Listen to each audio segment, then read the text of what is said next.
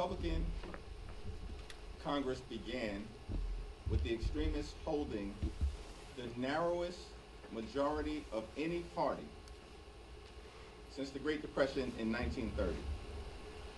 And later on today, as a result of the victory by Christian Menifee, who we congratulate on this significant accomplishment, that narrow Republican majority will get even narrower.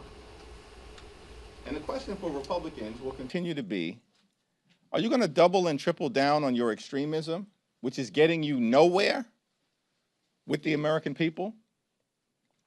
Or try to find a bipartisan path forward to actually address the issues that matter when it comes to making life better for everyday Americans? House Democrats are going to continue to fight hard to lower the high cost of living, to fix our broken healthcare system, and to clean up corruption everywhere that it is found in this town. Republican policies on the economy have been a failure. Republican policies on health care have been a failure. And Republican policies on immigration enforcement have been a complete and total failure. Taxpayer dollars should not be spent to brutalize and kill American citizens. Taxpayer dollars should be spent to make life more affordable for everyday Americans, something that Republicans have refused to do from the very beginning of Donald Trump being sworn into office last January. Donald Trump and Republicans promised that they were going to lower the high cost of living in the United States of America on day one. That's what they promised. They lied to the American people. Costs haven't gone down, costs have gone up across the board. Housing costs out of control, grocery costs out of control, utility bills out of control, child care costs out of control, and health care costs out of control.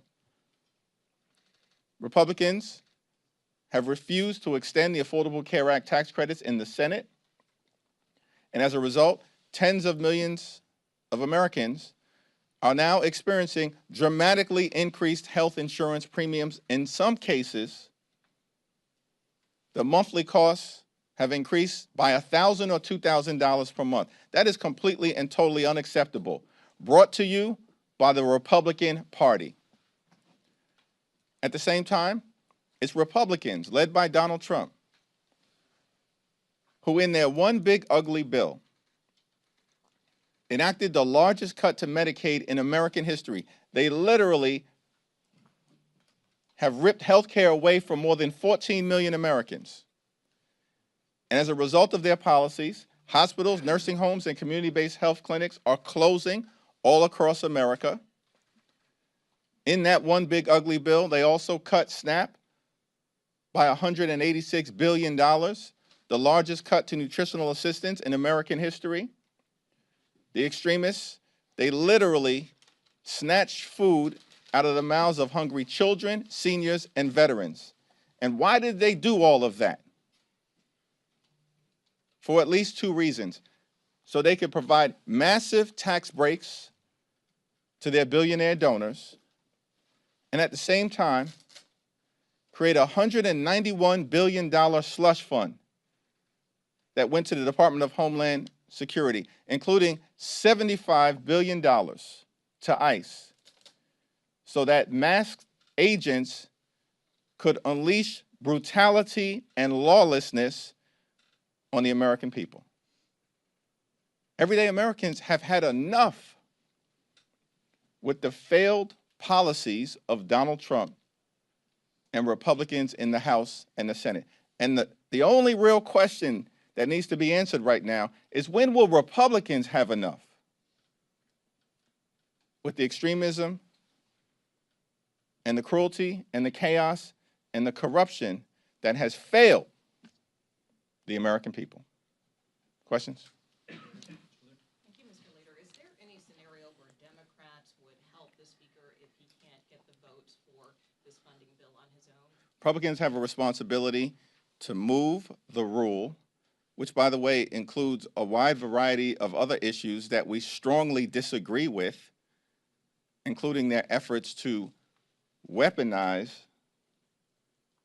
the criminal contempt process so they can create a distraction from the Department of Justice continuing to hide the Epstein files. And so it's hard to imagine a scenario where Democrats are going to provide Republicans who spent all last year lecturing us about the fact that they had some big, massive mandate. Really? You had a 3-seat majority that as of this evening will be a 2-seat majority, the narrowest one since 1930. Spent all year lying to the American people, but pretending, apparently some of them believe it, that the results of the 2024 election represented a dramatic shift in how the American people viewed the Republican Party and the Democratic Party. What have the results of the last year said about that conclusion? What have the results of Saturday night, deep in the heart of Texas, said about the Republican conclusion? That somehow we were in the midst of some dramatic MAGA makeover. It was a lie then, it's a lie today, and it certainly will be proven to be a lie in November.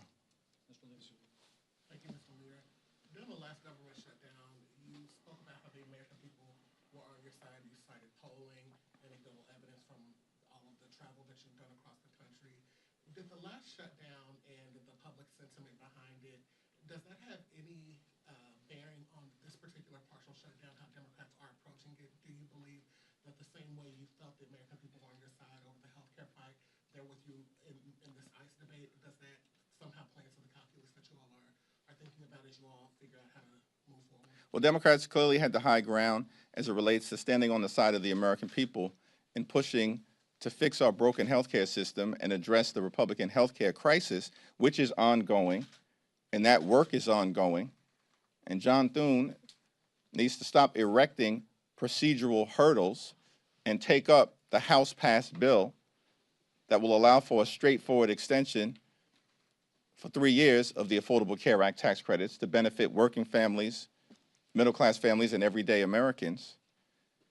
In the same way that we had the high ground in standing on the side of the American people, and will continue to do so as it relates to health care, we clearly have the high ground in standing on the side of the American people with respect to ICE.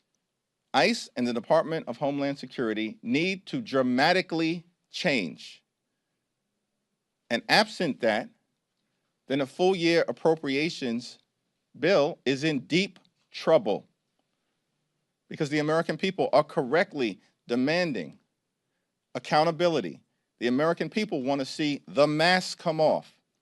The American people want to see body cameras turned on and mandated. The American people want to see judicial warrants before ICE or DHS officers can storm homes, harass people violently on the streets of America, or rip people out of their cars. The American people want to see independent investigations so that if ICE or DHS officers break the law, they are held accountable. This concept of absolute immunity is absolute absurdity, because the American people know that if you break the law in the United States of America, you should be held accountable. Nobody is above the law. ICE officers should be held to the same standards as every other member of law enforcement in the country who put their lives on the line for us, law enforcement officers, police officers at home in New York and across the country. And ICE needs to be reined in. They're out of control. They need to be brought to heel so that there is a level of accountability and professionalism that the American people are demanding. Those are just a few of the issues that are absolute must-haves in advance of the Congress taking up a full-year appropriations bill as it relates to DHS funding. Mr. Jeffries, on on this bill, on the actual vote for passage, will you vote for it? Will you vote, will you remember from it? We have a leadership meeting later on today where we'll have a discussion about it. We had a caucus meeting yesterday. There was a diversity of perspectives about how to move forward on this particular bill, but it's the 5 bipartisan bills where there's strong Democratic support, and of course, a variety of perspectives as it relates to the 2-week continuing resolution, the 2-week funding freeze related to DHS. So we'll continue those conversations in the leadership meeting today at 5:15, and then of course we'll have a full and robust discussion tomorrow morning at caucus. Thanks. Yeah, second row. I'll get back to you. Yeah, thanks. Thank you, sir. On the subject of the contempt resolutions the House is set to vote on this week, what do you make of the fact that a number of members of your caucus voted with Republicans in committee, and do you plan on whipping against those resolutions this week? Well, those decisions, of course, will be articulated by the Democratic whip, Catherine Clark, at the appropriate time. It's my expectation we'll have a discussion tomorrow as well about these so-called criminal contempt resolutions. House Republicans cannot be taken seriously on this issue. The Department of Justice is now withholding, in violation of the law, more than 3 million documents related to the Epstein files. More than 3 million documents.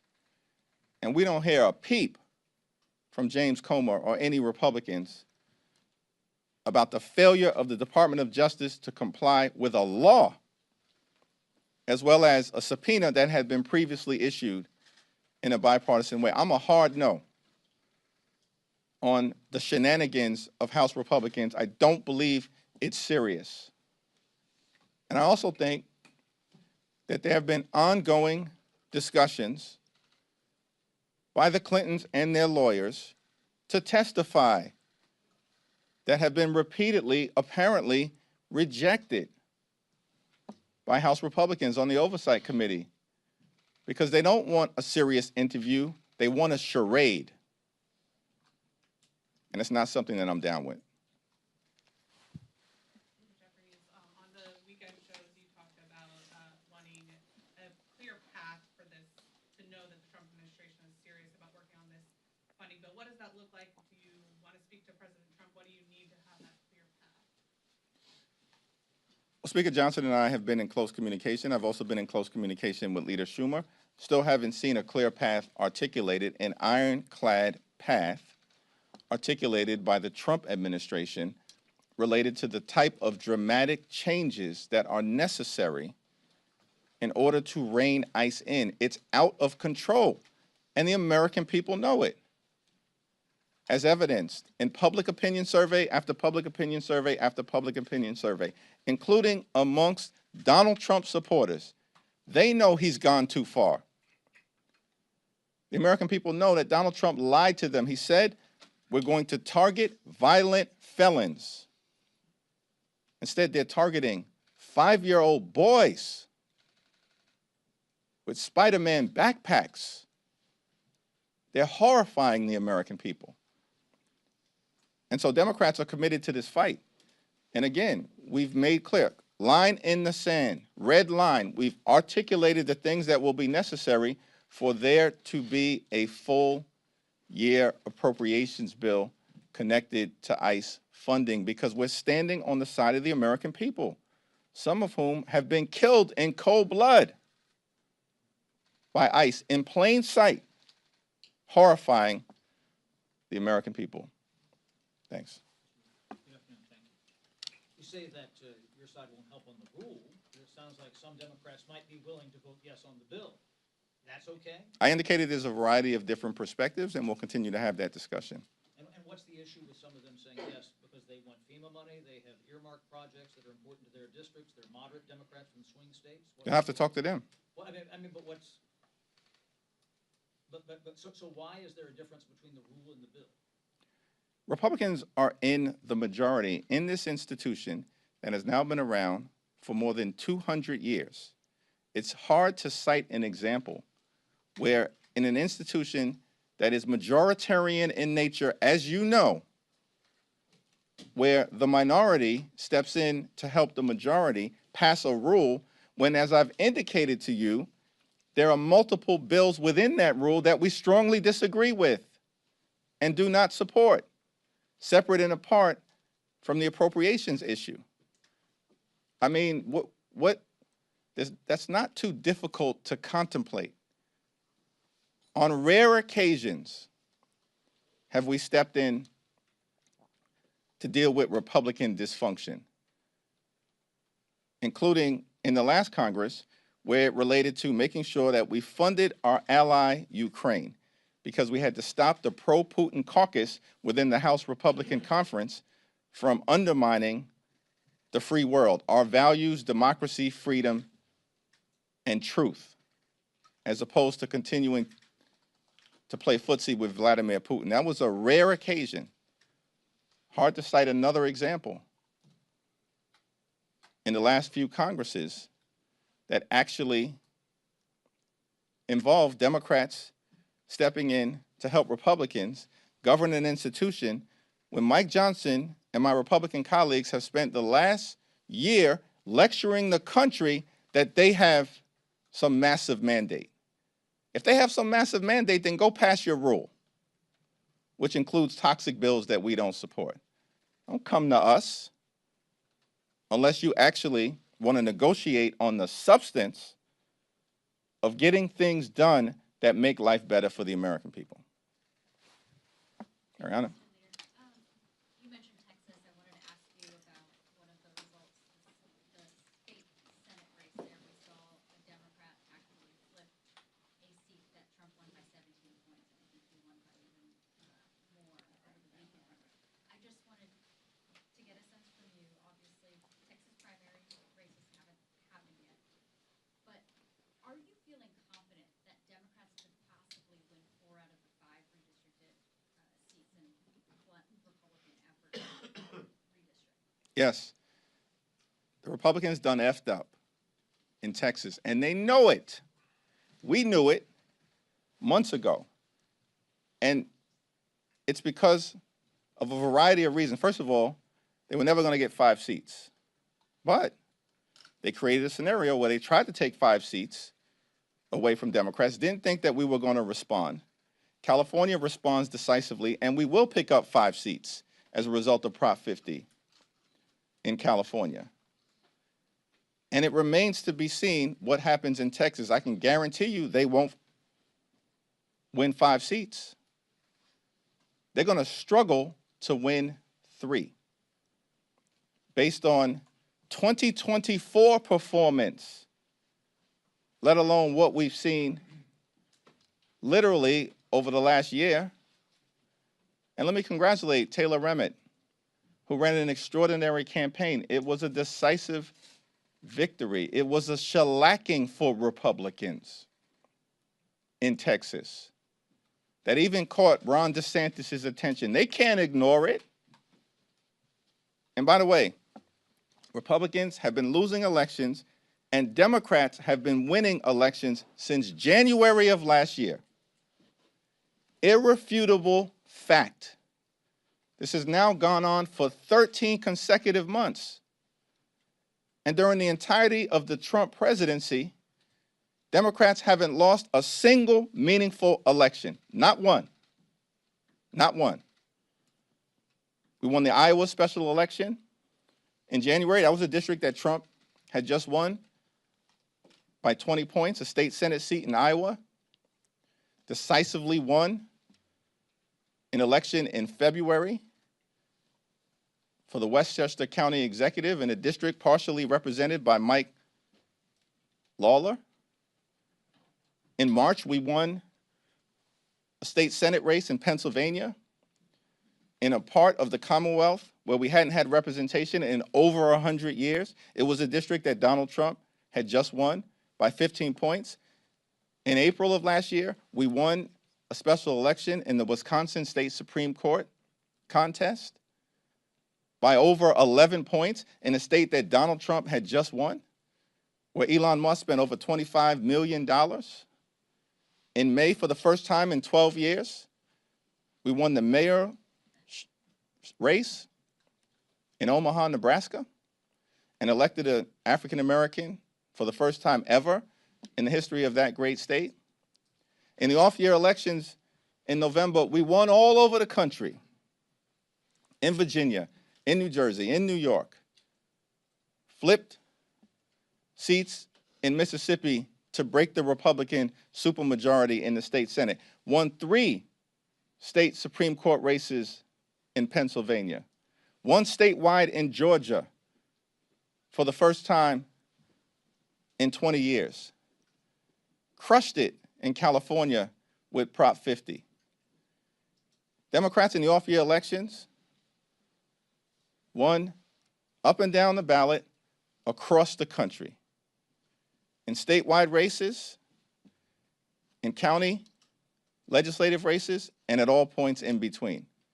And then in December of last year, we won the mayor's race in Miami for the first time in almost 30 years, crushed the Republican opposition. And then 2 days ago, in Texas, this is extraordinary, in a district that Donald Trump won by 17 points, the Democrat wins by 14 points. That's a 31-point swing. No one's ever seen anything like that in modern American political history.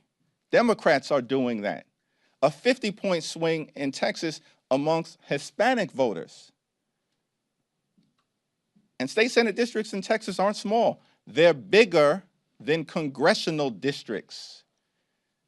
That has sent a chill down the spine of every single House Republican in Texas and across the country. And it gets worse for them because Republicans spent over $2.4 million to try to hold a seat that Donald Trump had just won by 17 points, and the Democrats spent about $400,000, outspent 6-1,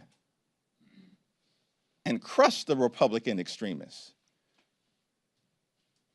At what point will Republican extremists come to the conclusion that your reach ain't long enough and your peeps ain't strong enough? You are on the verge of losing control of the House of Representatives in November, and the Senate is looking increasingly shaky as well. Republicans have failed. Democrats are on the move because the American people have had enough. Thank you, Mr. Leader. Rex Doobie plans to force a vote to expel Congresswoman McCormick this week, who has been indicted for allegedly stealing federal funds. What is House Democratic leadership's stand here? Are you opposing this effort and standing, I guess, with Shirley McCormick? I mentioned on Friday that Congresswoman Shirley McCormick is entitled to the presumption of innocence, like every other American. I'm a hard no as it relates to the effort to expel her, and it's going to fail.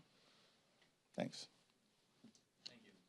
If House Republicans add the SAVE Act to this latest funding package, are Democrats prepared for a prolonged government shutdown if this is included? Well, the SAVE Act is dead on arrival. It's not going anywhere in the Senate. And the Republicans have failed on the issue of immigration enforcement. These people are desperate. They've lost their advantage on every single issue that they thought was going to be part of some permanent realignment. How was it possible that they actually convinced people that there was some permanent realignment when they haven't won a race in 13 months? It's confusing to me. Their policies have failed completely. Donald Trump is deeply unpopular. Democrats have been up in the generic ballot for months. And everybody understands if the election were held today, they're going down in flames on the other side.